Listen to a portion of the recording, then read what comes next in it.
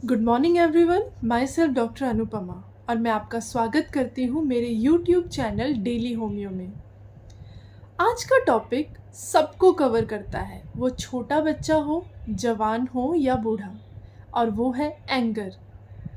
Anger यानी गुस्सा। गुस्सा जो है वो जनरली हमें कब आता है? अगर कोई हमें कोई ऐसी बात बोल दे जिससे हम हर्ट हो जाते हैं, या तो हम अपसेट हो जाएंगे या फ्रस्ट्रेट हो जाएंगे और अपना गुस्सा उस पर उतार देते हैं। गुस्से की भी वैरायटी होती है। सबसे पहला वर्बल। वर्बली आप उसको वायलेंटली ऊंची आवाज़ में चिल्ला के एब्यूसिव वर्ड के साथ अपना गुस्सा उतारते हैं और फिर शांत। दूसरा पैसिव। पैसिव एंगर में क्या होता है, जो वो पेशेंट होता है वो अपने एंगर को दबाता है, वो दूसरों के सामने अपना एंगर नहीं निकाल पाता, इसीलिए वो खुद को हर्ट करता है, भले वो फिजिकली हर्ट करे या मेंटली। इसके बाद जो गुस्सा आता है वो होता है सडन। सडन गुस्सा मतलब अभी अच्छे से आपसे बात करते करते अचानक आपकी कोई चीज़ मुझे बुरी लग जाए और मैं वायलेंट हो जाऊं, ये होता है सडन एंगर। उसके बाद आता है क्रॉनिक। क्रॉनिक एंगर में क्या होता है, जो पेशेंट होता है थोड़ा शांत होता है, अपने गुस्से को ना लंबे टाइम तक जितना वो दबा सकता है उसको दबाता है, जिसकी वजह से या तो उसको डिप्रेशन हो जाता है, एंजाइटी हो जाती है या हाइपरटेंशन की प्रॉब्लम हो जाती है। और एक टाइम के बाद वो अपने आप को ना एक शेल में ही लॉक कर लेता है, अब सबसे कट ऑफ हो जाता है। ये थी वैराइटीज़ ऑफ एंगर। अब इनकी treatment according to the mind. देखिए, सबसे पहली मेडिसिन हमारी आती है इसमें आर्सेनिक एल्बम। आर्सेनिक एल्बम, अगर आप रेस्टलेस हो, एक जगह नहीं रुक पा रहे हो, बेचैनी अंदर से बहुत है और आपको जलन सी महसूस होती है ज़्यादातर रात के टाइम में, तो ये आपकी दवा है। आपको इसको 30 ड्रॉप्स दिन में सिर्फ एक टाइम लेना है, तब तक लेना है जब तक आपको ना लगे कि मैं 50% रिकवर हो रहा हूँ। दूसरी हमारी दवा आती है जेलसीमियम। जेलसीमियम में ज़्यादातर क्या होता है, जो पेशेंट बीमार होते हैं, इनको फ्लू होता है, कोल्ड कफ होता है, तो इंसान वैसे भी चिड़चिड़ा हो जाता है। उनकी आप पलकें देखेंगे ना, हल्की हल्की आपको खुली नज़र आती हैं, भारीपन होता है, सर दर्द होता है, चक्कर आते हैं। उसमें अगर पेशेंट गुस्सा ज़्यादा कर रहा है तो जेलसीमियम की 30 डोज 3 टाइम उनको दीजिए, 3 दिन के लिए उनका गुस्सा काफ़ी ठीक हो जाएगा और फ्लू भी ठीक हो जाएगा।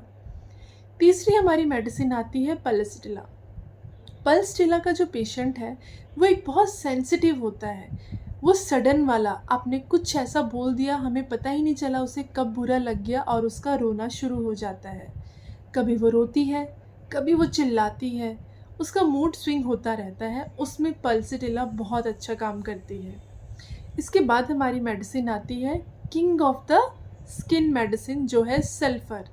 सल्फ़र अगर स्किन के लिए किंग है तो वो माइंड से भी किंग है, वो सिर्फ देना जानता है सबको, और देते देते देते कितने देने वाले की भी एक हद होती है, एक टाइम तो उसको भी गुस्सा आ जाता है, पर वो अपना गुस्सा वॉलेंटली किसी पे नहीं उतारता, समझाएगा और चुप हो जाएगा। नेक्स्ट मेडिसिन हमारी आती है काली फॉस। देखिए, काली फॉस जनरली उनके लिए होता है जो हर छोटी छोटी बात पे गुस्सा करते हैं, हर छोटी छोटी बात की टेंशन लेने लगते हैं, जिसकी वजह से उनको नींद भी नहीं आती। तब हम उसे काली फॉस की 6x की 4 टैबलेट 2 टाइम दीजिए, आपको रिजल्ट बहुत जल्दी मिलेगा। नेक्स्ट मेडिसिन आती है हमारी इग्निशिया।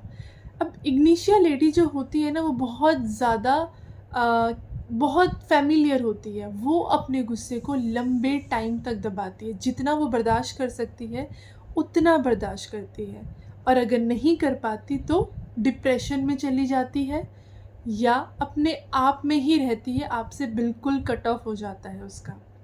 नेक्स्ट मेडिसिन आती है हमारी ओपियम।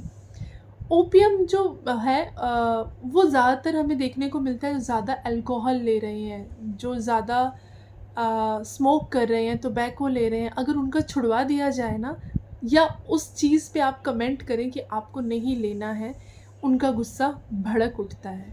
वहाँ पे ओपियम बहुत अच्छा काम करती है। ओपियम के पेशेंट में ज़्यादातर कॉन्स्टिपेशन भी होता है, तो ये आप दिमाग में रखिए, ओपीएम की 30 डोज 2 टाइम मॉर्निंग और नाइट आपको लेना है। नेक्स्ट हमारी मेडिसिन आती है चाइना। चाइना जनरली हमें तब होता है कि जब पेशेंट लंबे टाइम से किसी चीज़ से बीमार है, माइट भी वो जॉन्डिस हो या लीवर का इशू हो या आफ्टर डिलीवरी जहाँ पे उसका लॉस ज़्यादा हुआ है फ्लूइड का, या तो ब्लड लॉस हुआ है या उसको वॉमिटिंग डायरिया बहुत लंबे टाइम से चल रहा है, तो वो एनीमिक हो गया है। और एनीमिक पेशेंट ज़्यादातर चिड़चिड़े ही रहते हैं, वहाँ पे चाइना 30 आपको 3 बार देना है, सुबह दोपहर शाम, सुबह दोपहर शाम, जब तक आपको ये ना लगे कि उसके एंगर में अब काफ़ी सुधार आ गया है। इसके बाद हमारी मेडिसिन आती है पिक्रिक एसिड। पिक्रिक एसिड अगर हमें जनरली देखने को मिले ना, फर्स्ट ऑफ ऑल उसको ईचिंग बहुत होती है स्किन पे। वैसे भी आप एक बार नोटिस कीजिए, जिसको बहुत ज़्यादा खुजली होती है वो वैसे भी चिड़चिड़ा हो जाता है, और उसके दिमाग में ना कॉन्टिन्यूसली थॉट आते रहते हैं कि किस वजह से ऐसा हुआ, क्या हुआ। वो दिन भर रात भर सोचता रहता है, जिसकी वजह से उसका माइंड कभी शांत नहीं रहता, और आप उसे कुछ भी पूछेंगे तो वो आप पे बरस ही पड़ता है। इसी तरीके से बहुत सारी होम्योपैथी मेडिसिन्स हैं, वो आपको विदाउट प्रिस्क्रिप्शन नहीं लेना है, डॉक्टर से कंसल्ट करके लीजिए। कोई भी क्वेरी है आप कमेंट कीजिए, मैं बेशक आपको रिप्लाई करूँगी। और प्लीज़ थोड़ा लाइक और सब्सक्राइब कीजिए, आपकी वजह से मैं यहाँ बैठी हूँ, अगर आप नहीं करेंगे तो मैं भी तो थोड़ा डीमोटिवेट हो ही जाऊँगी। तो please like subscribe, thank you.